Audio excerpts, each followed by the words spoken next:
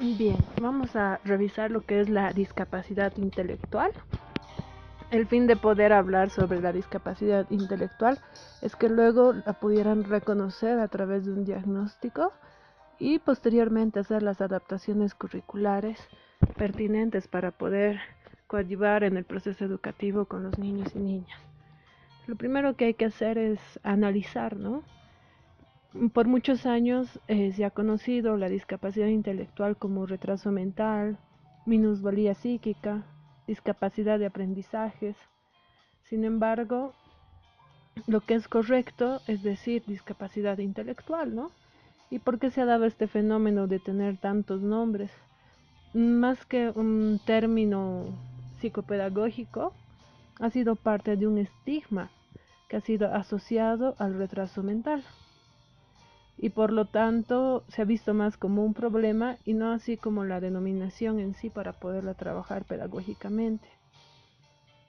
Y básicamente se pretende, ¿no? Dentro de la educación especial que se digan las cosas de manera adecuada para que también nosotros tengamos una comprensión de lo que es y podamos hacer las cosas también de manera oportuna y pertinente para poder apoyar en los procesos que siguen, ¿no?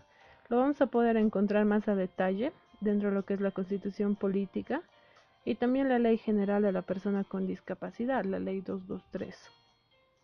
¿Qué entendemos por discapacidad intelectual?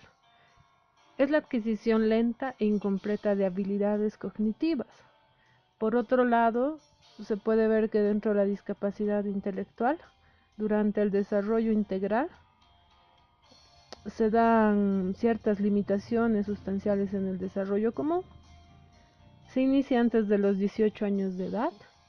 Se caracteriza por un funcionamiento intelectual significativamente inferior al promedio para su edad, que tiene lugar junto a las limitaciones asociadas en dos o más de las siguientes áreas: comunicación, cuidado personal, vida en el hogar, habilidades sociales, utilización de la comunidad, autogobierno, salud, seguridad, habilidades académicas, funcionales, ocio y trabajo.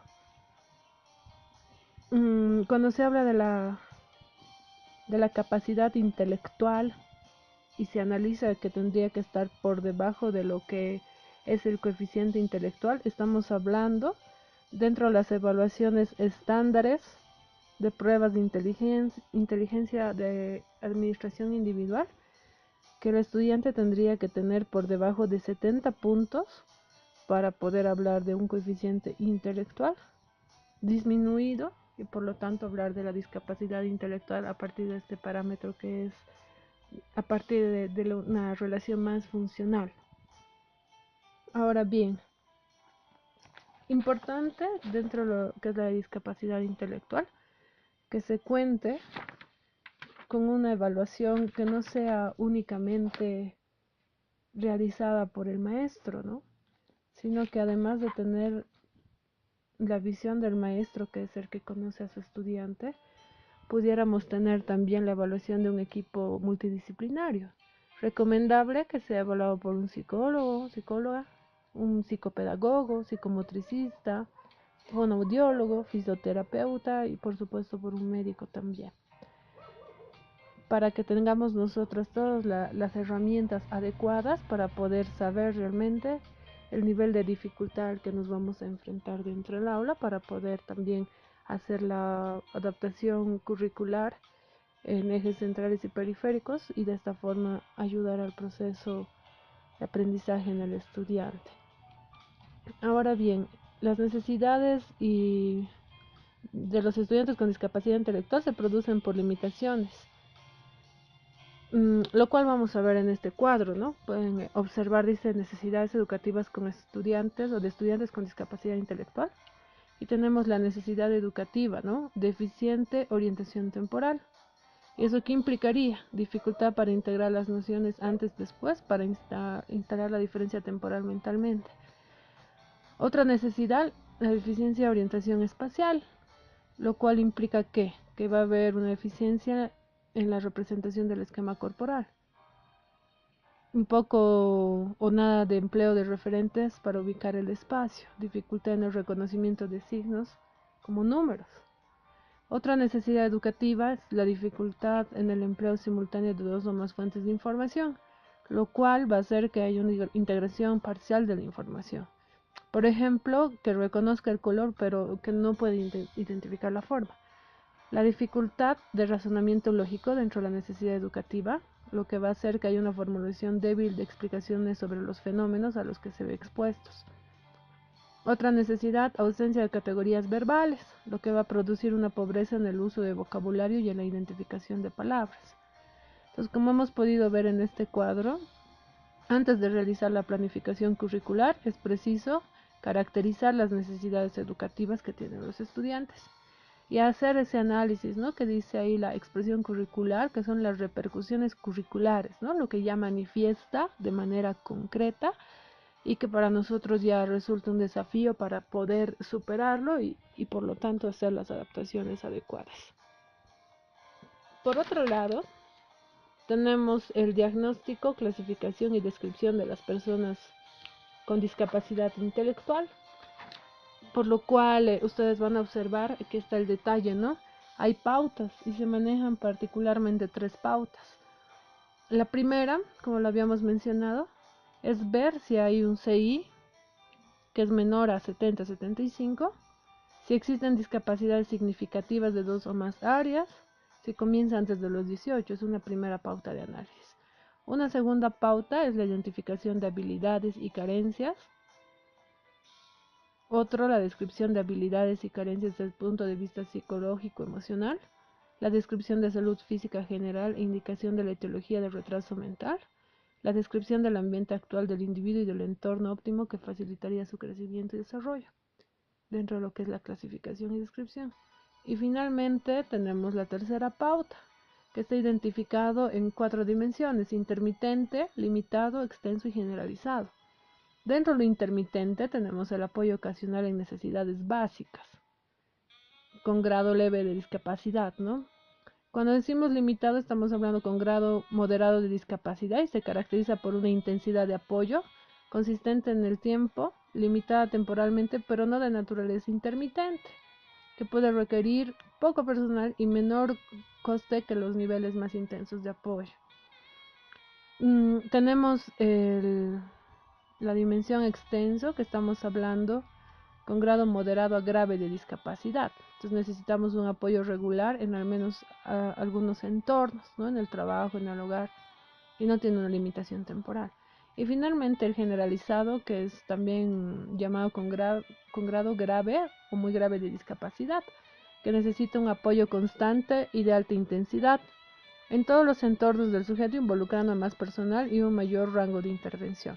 Entonces, normalmente lo que nosotros trabajamos dentro de las aulas de educación regular es precisamente dentro de esta clasificación que está en dimensiones, lo que entendemos en el inciso A, intermitente, con grado leve de discapacidad, ¿no? Por lo cual nosotros podemos hacer las adaptaciones y cumplir los objetivos holísticos propuestos para cada unidad de formación o para cada plan de desarrollo curricular.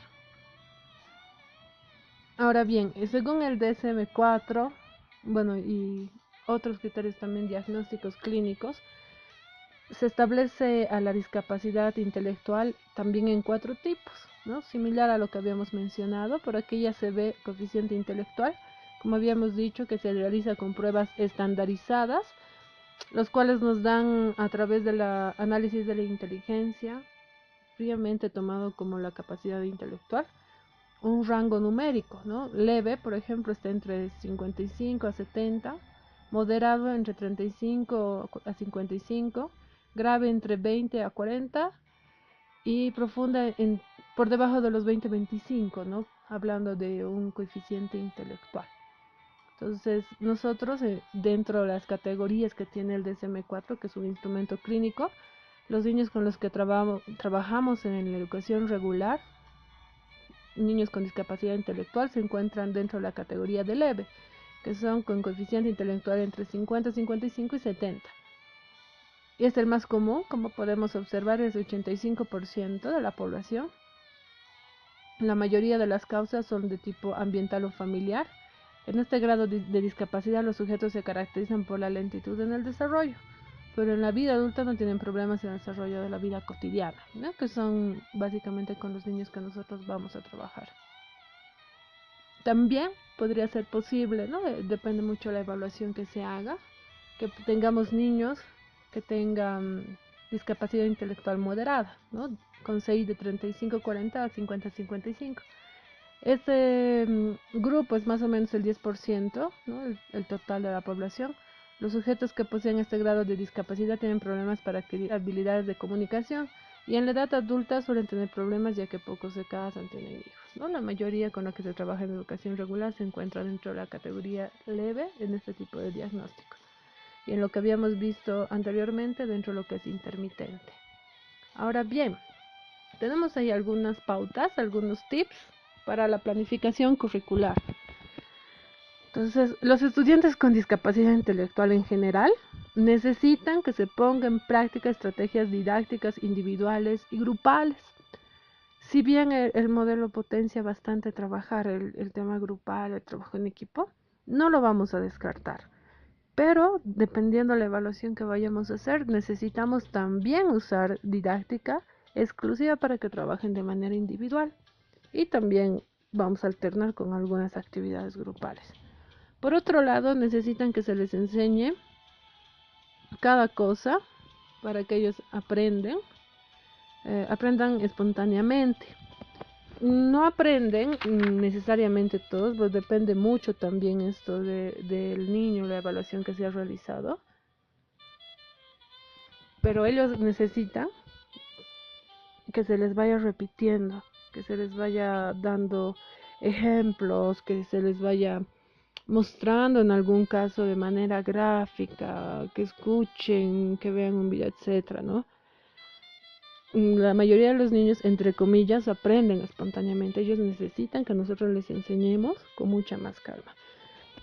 El proceso de consolidación de lo que acaban de aprender es más lento.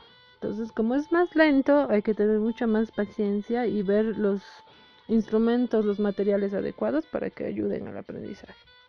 Por otro lado, como aprenden más despacio y de manera diferente, nosotros tenemos que programar que haya más tiempo para poder ayudar en el aprendizaje. Por lo tanto, ver otros ejemplos, ejercicios, actividades, mayor práctica, más ensayos, repeticiones, que nos ayuden a alcanzar los resultados, ¿no? Que además tienen que ser los mismos que los otros niños van a alcanzar, solo que tenemos que dedicar mucho más tiempo y mucha más claridad en los ejemplos que se van a dar y además hacerlo tal vez con mayores desafíos, actividades, repetir, ensayar constantemente. Ahora bien, en algunos casos requieren de sistemas aumentativos y alternativos de comunicación. Entonces seguramente para algunos casos vamos a ver pictogramas, vamos a ver lectura de labios, vamos a ver, ¿no? Dependiendo del tipo de diagnóstico y el tipo de pronóstico también, si necesitamos algún sistema alternativo de comunicación. Además, requieren una mayor descomposición de pasos, en pasos intermedios, secuencias detalladas de objetivos holísticos y contenidos, ¿no? Entonces, si bien para la mayoría de los niños con los que estamos trabajando en aula basta decir van a hacer A, B, C, tal vez para los niños que tengan discapacidad intelectual van a hacer A, pero para lograr hacer A van a hacer un paso, dos pasos, tres pasos y explicar con mucho más detalle. Luego van a hacer B, pero para eso van a hacer un paso, dos pasos. Necesitan pasos intermedios que puedan clarificar mucho mejor las actividades que se van a hacer. Además, recordemos que tienen dificultades de abstracción, de transferencia y de la generalización de los aprendizajes. Por lo tanto, lo que aprenden en un contexto, no podemos suponer que lo va a realizar necesariamente en otro contexto. Hay que dirigir un poco el aprendizaje para que se pueda generalizar, pero no siempre se va a dar. Por lo tanto, es nomás necesario usar otras estrategias que nos ayuden a hacer la transferencia del aprendizaje. También necesitan adaptaciones curriculares individuales la mayoría de los casos. Si bien hablamos de discapacidad intelectual, no significa que todos los niños, por decir que están en primero de primaria, se hace una adaptación para el Pedrito que tiene discapacidad intelectual y María también tiene discapacidad intelectual y va a funcionar para los dos la adaptación curricular. No, porque en lo que es la discapacidad intelectual entre un niño y otro, puede haber marcadas diferencias, por lo cual en la discapacidad intelectual tenemos que trabajar de manera individualizada las adaptaciones curriculares. Por otro lado, necesitan apoyo de profesionales especializados, ¿no? Entonces, bueno, siempre trabajar de manera conjunta con otros especialistas, ¿no? Dentro del área de pedagogía, psicología, el área médica también. Los procesos de atención y mecanismos de memoria a corto y largo plazo necesitan ser entrenados de forma específica, utilizar recursos audiovisuales e informáticos. Entonces, con la población de discapacidad intelectual ayuda muchísimo que nosotros nos ayudemos también para dar la clase, para poder hacer ejercicios con medios audiovisuales y con medios informáticos. De esta manera vamos a hacer que el estudiante pueda aprender un poco mejor. Además, necesitan un trabajo sistemático y adaptado y que se les proporcione estrategias para adquirir conceptos matemáticos básicos. En muchos casos pueden adquirir conocimiento lógico matemático que les sirva en la vida cotidiana, ¿no? Al respecto, me ha tocado tener una experiencia muy interesante con una niña que tenía PCI, parálisis cerebral infantil. Y cuando hablábamos entre todos los maestros de la unidad educativa, particularmente la maestra de matemáticas decía, yo en secundaria tengo que llevar básicamente álgebra, trigonometría, geometría analítica, etcétera. Y decía, ¿ya qué voy a hacer con esta niña, no? Yo necesito que ella tenga algo para la vida, porque no vamos a lograr que alcance el conocimiento matemático que están esperando los otros niños alcanzar en función a la malla curricular y el diseño. Entonces la maestra se le ocurrió, ¿no? Y dijo, yo quiero que esta niña aprenda a valerse en la vida. Dice que la mami es comerciante. Entonces comenzó ella haciendo actividades que puedan ayudar luego al comercio, como sumas, restas, multiplicaciones básicas, y sobre todo en función al manejo del dinero, ¿no? Transferir la matemática básica al manejo del dinero. Entonces, al finalizar la gestión escolar, cuando veíamos los resultados ya y hacíamos la evaluación de cada uno, cómo ha aportado para que esa niña pueda tener aprendizajes para la vida, habíamos visto y se ha descubierto, ¿no? Que la niña tenía gran potencial para el tema del manejo del dinero, haciendo una matemática aplicada para la vida. Entonces, en algún caso, seguramente, dentro de lo que es la lógica matemática, nos tocará hacer un análisis tan profundo como lo hizo esta maestra y realmente darle la matemática que necesita para la vida. Y no necesariamente considerar que la discapacidad intelectual, dependiendo mucho el caso, pudieran todos los niños aprender la matemática, que es un poco más lógica formal y en algún caso de transferencia ya de conceptos y de imágenes un poco más complejas que no siempre logran alcanzar. Además, muchos de estos niños, estudiantes con discapacidad intelectual, necesitan apoyo logopédico individualizado, ¿no? Para lo cual es importante que nosotros conozcamos diferentes dinámicas, juegos, estrategias, más allá de la parte formal a la que nos hemos acostumbrado, tratar de hacer la clase mucho más dinámica y ver, ¿no? Que tengamos también todo un sistema de materiales específico para poder apoyar a ese niño, niña, adolescente que tenga esta discapacidad. Ahora, respecto a la lectura, no todos logran este nivel en el manejo del lenguaje. Entonces, sí, los niños que tienen, por ejemplo, síndrome de Down, casi todos los niños que tienen este síndrome llegan a leer. Lo que se recomienda es que se empiece a edad temprana y trabajemos en estimulación temprana, de hecho.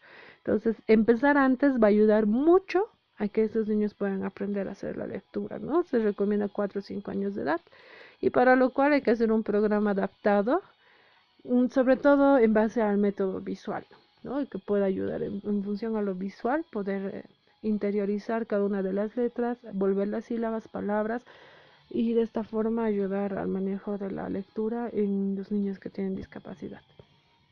Bien, todos los estudiantes con discapacidad intelectual necesitan que se les evalúe en función a las capacidades reales, ¿no? Es muy importante saber todo lo que el niño o niña puede hacer y en todas las áreas que tienen de aprendizaje. Y además ver los niveles también de aprendizaje. Entonces, cuando digo áreas de aprendizaje, hay que hacer una evaluación completa.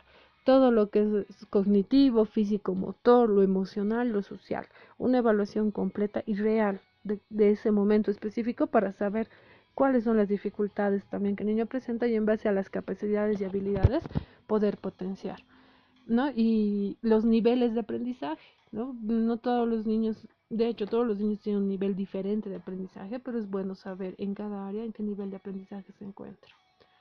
Entonces, en base a estos tips, ¿no? Como pautas de planificación curricular, ya vamos a pasar nosotros a ver cuáles serían las estrategias más adecuadas para poder trabajar con niños, niñas, adolescentes que tienen, que tienen la discapacidad intelectual y pues tratar de potenciar lo máximo posible en función a la experiencia que tenemos para que cada uno de ellos y ellas sean atendidos dentro de las limitaciones que pudiera presentar, pero sobre todo de potenciar las habilidades que tiene para lograr un mejor aprendizaje, ¿no?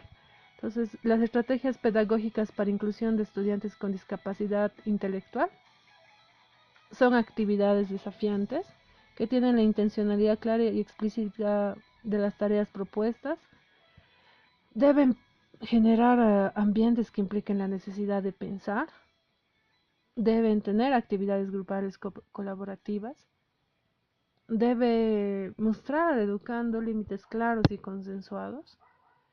Debe ayudar al monitoreo de los aprendizajes. Debe ayudar a recoger las experiencias previas y debe estar en sintonía con las actividades que hace el grupo. ¿Qué implica? Que si bien nosotros vamos a trabajar con el resto del grupo de una manera específica para un aprendizaje específico, no tenemos que estar en otra situación con el estudiante que tiene discapacidad intelectual, sino a través de este tema que se va a avanzar, de este contenido que se va a avanzar, eje articulador, de esta articulación compleja que hacemos en los PDCs, también los niños con discapacidad intelectual tienen que estar en sintonía con el grupo.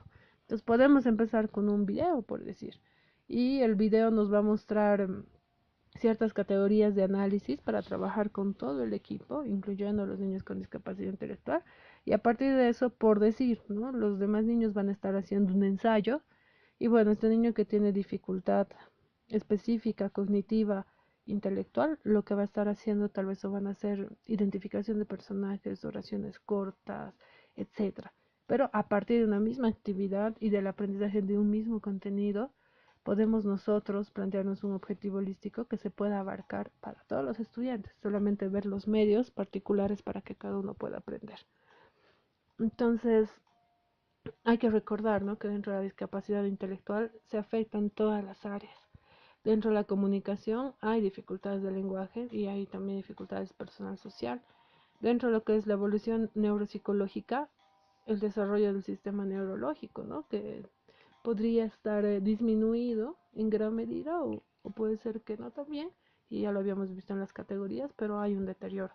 Dentro de lo psicosocial hay un retraso en conductas sociales, ¿no? Entonces hay que tener un especial cuidado en el área psicosocial, pues si tenemos al estudiante con la autoestima disminuida, con dificultades de socialización con los compañeros, pues también va a afectar bastante en el proceso educativo y en la adquisición de nuevos aprendizajes o la consolidación de los mismos. Entonces hay que tener un especial cuidado en esta área. Y finalmente el desarrollo integral infantil, ¿no?, dentro de lo que es psicomotriz intelectual, también se encuentra disminuido. Para lo cual, mire, acá se están presentando algunos instrumentos que han sido elaborados por un equipo del Ministerio de Educación en el 2013, de la Dirección General de Educación Especial, quienes han propuesto, por ejemplo, ¿no?, en las alteraciones en el área del lenguaje y la comunicación y el lenguaje, los signos de riesgo. Entonces vamos a ejemplificar. Dice, la voz es normal, clara y despejada en la comunicación. Entonces nosotros, que tenemos el contacto con nuestros estudiantes, podemos aplicar este instrumento y ver, la voz es normal, clara y despejada en la comunicación.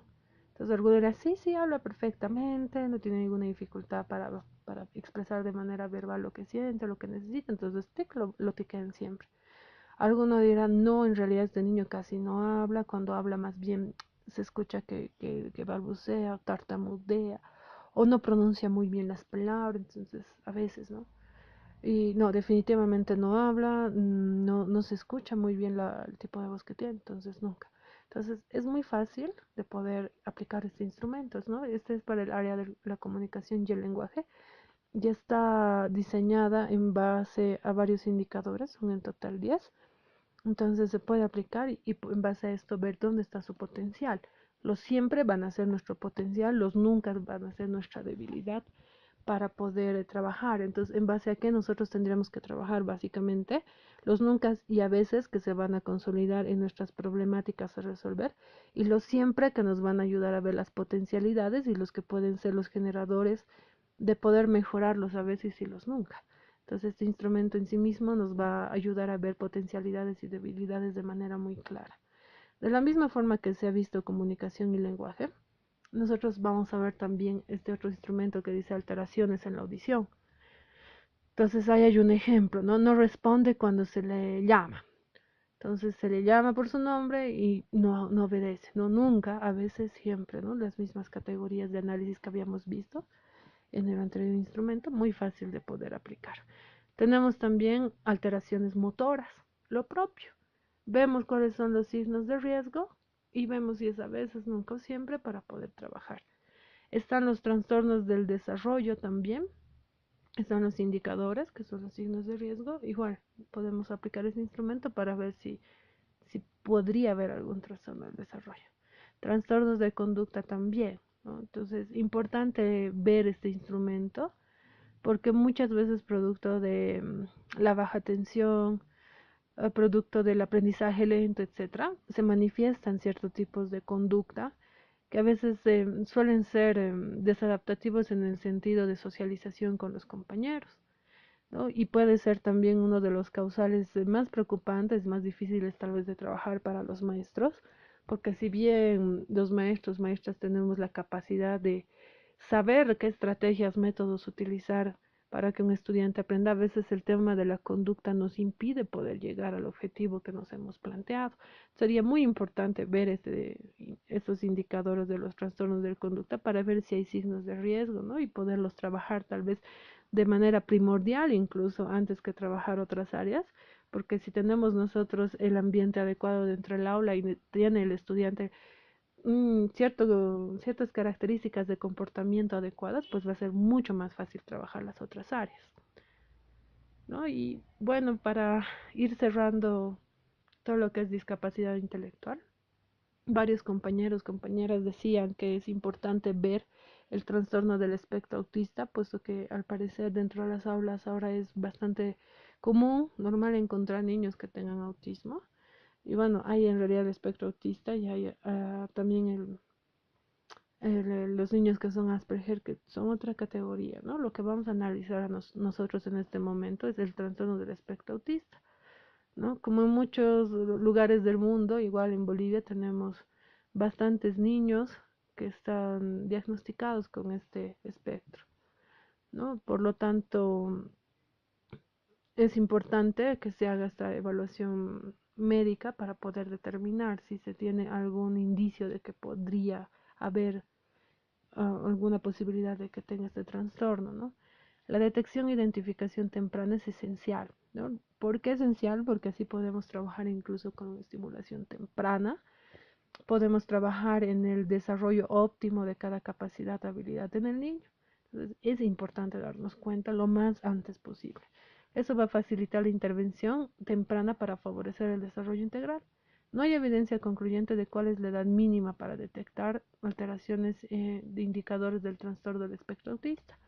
No se sabe exactamente si son los 2, 3 años, pero sí ya desde los primeros mesecitos de vida se puede ir viendo algunos rasgos, algunos indicadores que nos pueden dar tempranamente la idea de que podría ser un niño que tenga el trastorno de espectro autista.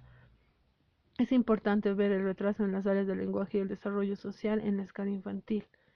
Y esto ya se ve a los 8 meses, se ve a los 18 meses, porque ya el niño a los 8 meses tiene un contacto visual con la mamá, con el papá, ya tiene un apego significativo, etcétera, ¿no? Si bien a los 18 meses, por ejemplo, un parámetro de control que tenemos los psicopedagogos es el tema de que el niño ya está empezando a pronunciar las palabras y además está empezando a correlacionarlas con los símbolos, con las personas, etcétera. Si hay a los 18 meses no pronuncia, por ejemplo, un mínimo de palabras esperado, no está diciendo ninguna palabra, pues sí es algo para llamar la atención, ¿no? Entonces hay instrumentos, ¿no? Menciona el Ministerio de Educación, por ejemplo, la utilización del TEPSI, ¿no? Que es un instrumento para verificar el tema del lenguaje y que a los 36 meses se puede aplicar. Estamos hablando de un niño de 3 años, ¿no? Para ver en una escala de evaluación de desarrollo si es que realmente puede haber síntomas significativos de lo que es el TDA. El TEA, ¿no? Trastorno de espectro autista. En los niños cuya edad fluctúa entre los 0 y 16 meses de edad, la presencia de la señal de alerta obligatoria correspondiente a su rango etario, en la pauta de cotejo de señales de alerta, más una o más de una de las señales de precaución correspondientes a su rasgo etario o al anterior sería motivo de derivación. Entonces ahora vamos a ver cuáles son esos rasgos, ¿no? Están en el siguiente cuadrito. Ahí están, son los signos de riesgo, entonces son el retraso o ausencia del habla, no presta atención a las otras personas, no responde a las expresiones faciales o sentimientos de los demás, falta de juego simbólico, ausencia de imaginación, no muestra interés por los niños de su edad, no respeta la reciprocidad en las actividades de tome y dame, puede ser incapaz de compartir el placer, ¿no? No muestra nunca accionar que se encuentre en realidad con una acción placentera. Puede haber alteración cualitativa en la comunicación no verbal. No señala objetos para dirigir la atención a otra persona. Falta de utilización social de la mirada. Falta de iniciativa en actividades de juego social. Estereotipos de manos y dedos, ¿no? Entonces, este instrumento igual es un aporte del equipo de la Dirección General de Educación Especial del Ministerio de Educación en el 2013. Sería muy importante que si creemos nosotros que tenemos un niño aparentemente que tiene el trastorno de espectro autista, podamos aplicar y en función a eso hacer una derivación adecuada, ¿no? Lo que compete ahora dentro de lo que es la discapacidad intelectual es que nosotros, si no contamos con un especialista que nos pueda dar las pautas adecuadas, muchas veces los maestros, maestras trabajamos en área rural, en área dispersa además, en las periferias de las urbes, etcétera. Tal vez lo que hemos podido escuchar y ver ahora en estas diapositivas puedan un poco orientar, ¿no? ¿Qué es realmente la discapacidad intelectual? ¿Cuáles son las manifestaciones pedagógicas para que nosotros apuntemos? Y unos tips, ¿no? Yo digo siempre tips o ayudas que puedan ser tal vez útiles al momento de planificar. Entonces vamos a continuar enseguida también con otro tipo de discapacidad.